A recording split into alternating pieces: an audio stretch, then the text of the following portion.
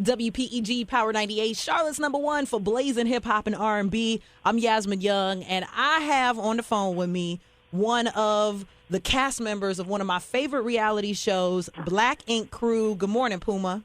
Good morning. Good morning. I appreciate that. You like our show like that? That's what's I up. do. I really do love y'all's show. I wasn't sure when it first came on, what it was going to be about. I mean, obviously, other than tattoos, but Yeah.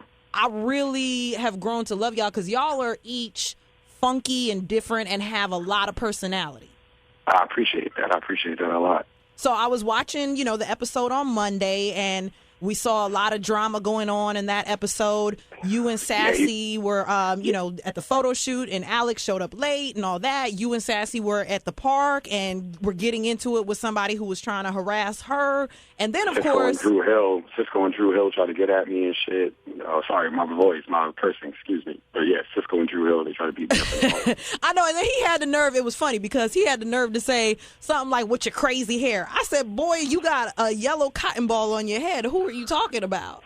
Yeah, I mean, what the scene showed compared to what really was going on is, those kids actually just came and sat there and just was hating for, the whole time, you know what I mean? I didn't just get up because of that one comment, you know what I mean? It was, a good amount of black bitch this and black, nappy hair that, and it was you guys got to chill, you know what I mean? You guys, a bunch of Spanish kids try to disrespect us because we were just black kids trying to do our thing, and it's kind of crazy after a while, Do you? But then at the same time, I couldn't really do nothing because it was 8 of them, and just being sassy and no security. So I not only had to protect myself, but I had to protect my sis. So it's you can't really react in certain situations like that because you don't know what they had on them, and there's so many different levels of what really could have happened there, and as much as people said you should have fought back, Puma, you can't always fight every battle, because it could have been, something 10 times worse. Absolutely, and you have a family that you want to go home to, so I wasn't mad at you. Like you said, there was a lot more of them and just you and Sassy, so I wasn't mad at you for walking away. I thought that was the best thing that you could have done in that situation. Do you find, though, that now you have more people like that watch the show and for whatever reason feel like they know you, now they want to hate on you, they want to heckle you or whatever?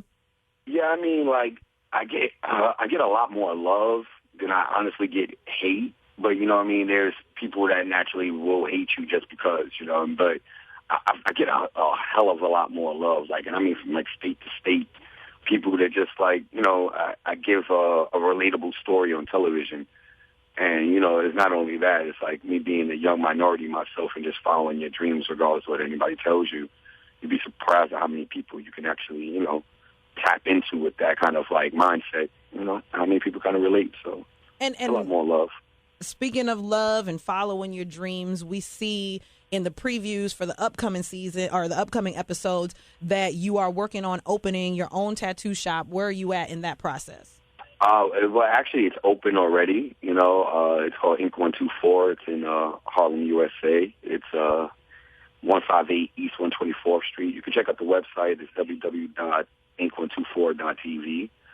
And, you can just check us out. It's something in New York City before the show came out, I was always in the tattoo industry. Before the show, before anything, anybody who knows me, the first thing they think of is Puma's tattoo. So it had been naive of me not to open up that kind of business, I'm not going to try to open up a McDonald's, and I don't know nothing about cheeseburgers, Right. So let's get to the juicy, dramatic part of the show. Go ahead, girl. Get into it. When the first season, we saw Duchess, who is from Lincolnton, which is right outside of Charlotte. She came on the show. Everyone loved her. When her and Alex got into it, everyone was Team Duchess. But then after Alex was gone, we started almost seeing her kind of picking people off. And I have talked to Duchess. I like Duchess, but that's what appeared on the show is that she would get into it with one person. That person would kind of, fall out with C's and, move on or whatever. So what are your thoughts on that? You got to understand, I've been there through the whole process. You know what I mean? I've been in that shop before a lot of people were in there, so I watched her progression. You know what I mean? I firsthand watched her progression. And it's wild. You know what I mean? Like, it bugs me out because me and her had a lot of talks, and, like, her thing was she was supposed to be somebody different to the people. You know what I mean? Like, you're a black female tattoo artist, and you don't see that in America. So, you know what I mean? How you present yourself is, you know, you got to be that person. You know what I mean? You got to lead by example. And, you know, we used to really have these conversations, and I don't know, there was like a point, the wrong person just said the wrong thing to her, and the monster became, you know what I mean? Like, I don't know. It just, like, grew, and it was kind of scary just to watch. Well, where is C's in all of this? Because it almost seems like C's just falls back and is like, well, whatever Duchess says is what goes.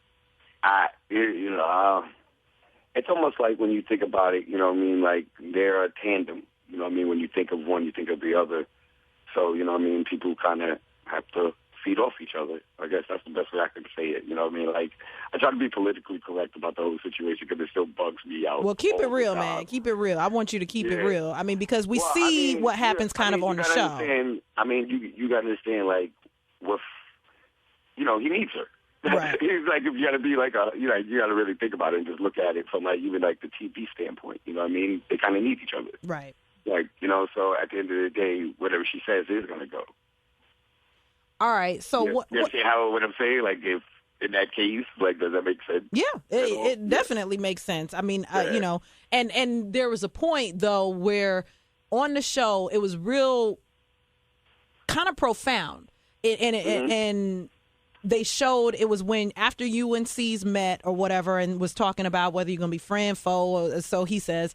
And he gets into, I think, his Audi, I don't know what kind of car it was, but like a crossover, and you get on the train. Yeah. And there was something, I felt like they were trying to say something by that because they would cut to him, his hand on the steering wheel, he riding, and then they would cut to you on the train, and then back to him riding, and then back to you on the train. I mean, did you see that? Yeah. I mean, I remember the day of the scene. Now, you got to say me, I'm a New York City kid. I've lived here all my life. I don't like to drive. Personally, anybody that knows me, they will tell you that. I am like a great GPS, but I will not drive nobody's car. Just not into it. Not my thing. And I personally do get on the train. Even while I'm on television, I get on the train. Mayor Bloomberg in New York City, he's a billionaire. He gets on the train. So I really don't take no judgment of that. But what they try to display, you at the end of the day, is like Caesar's the boss, the rich guy. You know what I mean? Right. That's the way I took it. He has his business. I am I am the opposite. I am the one that's on the come up. So, you know what I mean? I'm still struggling. And in all honesty, that's the real life. You know what I mean? The business is still struggling. It just opened. So I'm not making all the money where I'm going to be riding around in Audis wearing big gold chains. But even if I did have it like that, that's not me. You know what I mean? Like, I can make $1 million and I'll probably still be on the train and nobody would even know. Chip tooth and all. But that's just me. You know what I mean? Like, I'm not flashy type. You know what I mean? I don't need nobody to show me an Audi. You know what I mean? That's not me. You know what I mean? So I didn't really care for that.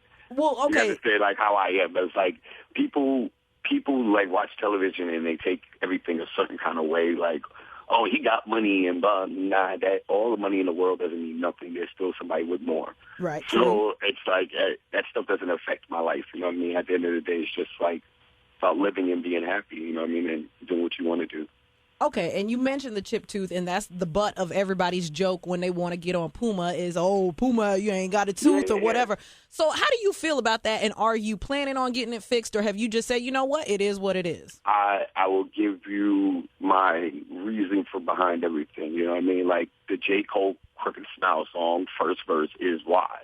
If you know that song and know that verse, you can really show it. I wear a crooked smile just to show, like, you know, it's just there, you know what I mean? Anybody can have a crooked style and look how far I got with it. True. Very true. You know what I mean? I have endorsements, I have deals, I have all types of stuff. I hang out with all types of people with the same smile, and they accept me for me. You know what I mean? It's just trying to show a bigger picture to the people that you don't have to be buying body parts. You don't have to look like these basketball wives and, like, you know, altering your body to be beautiful or to be famous. Or, you know, anything. Like, you could be a nappy-haired, chip-tooth kid and be the talk of the town. And you got a wife. You got a beautiful wife. You know, you got a daughter, so. And, like, my wife, she knew me before the smile and everything. Like, you know, like, the way the show displayed my wife, I hate it because they know Dutchies never knew her. you got to say she was a new person, so she knew nothing of my wife. You know what I mean? All she did was try to use stuff to make it, make a scene. And it was cool, you know what I mean? We talked about it. My wife even talks to her now. Like, they're friends. Mm-hmm. They're cool. So, but at the end of the day, my wife was with me through everything. And to get fame and find somebody new would have been dumb, you know what I mean? Like, this person has been with me through every single moment that, I've been through. So, it was only right to marry her, and I got to, yell it to the world, Right, right. Now, what's going on with Alex? Because the last, we saw on this past episode was her walking away because she was mad. Yeah, that was actually her last episode. Okay. I didn't really see Alex but so much. That's why you see, the montage. And that's what I was figuring. I said, okay, well, they did a montage for her. That must be her last episode. Yeah, Alex was pretty much, over it. You know what I mean? And, that's why she, Alex is my friend, literally, legit my friend, was my friend before the show and everything. And she does what she does because she doesn't want to be on the show. You know what I mean? She doesn't want to be a part of it. She doesn't want to be known as Alex from Black Ink. So any way that she can make them push her away, she did. And it made her look a certain way. But she's much smarter than what people even know. She's actually a very intelligent young lady. It was just how, how they displayed her. You know what I mean? It was almost like she kind of got used, and I kind of felt bad for her. But she's in a better place now. She's like a DJ in New York City. She be doing her thing. She gets a lot of gigs, and, she's doing her thing, and I'm proud of her. True. All right. Well, Puma, I don't want to hold you up, but I definitely... No, we chilling. Girl, I just woke up with my baby. You holding me up. We chilling. Well, okay, so how is fatherhood for you and getting out of that partying life, waking up wasted the next morning? You can't really do that as much, at least when you have a child. You got to be a family man. How's that?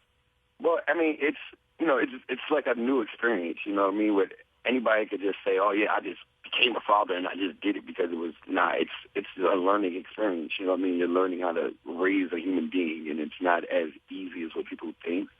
And then also being the person that you're trying to get yourself together, you know, I was wilding for all types of respects for years on years. I had nothing to really hold me back. And now it's like I have a child. I have somebody that I have to actually worry about and take care of. So it's different.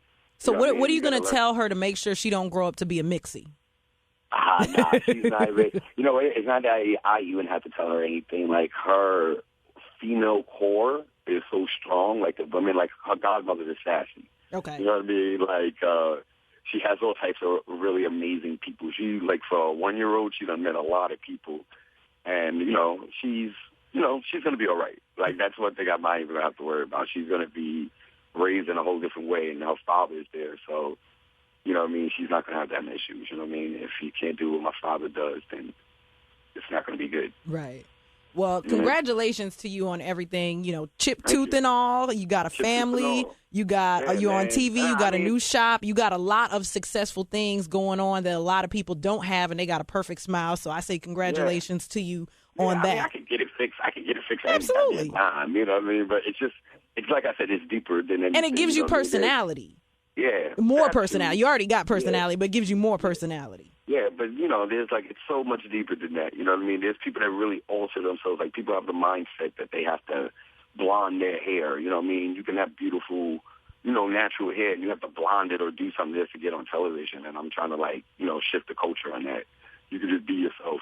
You don't have to be what you see. You know what I mean? I like that. That is a great way to end this interview. Please give your tattoo shop's web address, give your Twitter, your Instagram, how people can keep up with you. Puma213 on everything on Twitter and Instagram, and I do talk back to the people as long as you say something intelligent.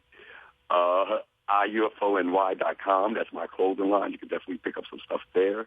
And www.ink124.tv. You can check out the new tattoo shop and catch Black Ink every Mondays, 9:30, VH1. True. All right, Puma. Well, thank you. I really appreciate you taking the time. No problem. Thank you for having me, man. Shout out to Charlotte, man. I hope that one day I come out there and party with y'all. You know, have a good time out there. We're going to bring you out here and turn all the way up. Oh, I can't wait. Can't wait.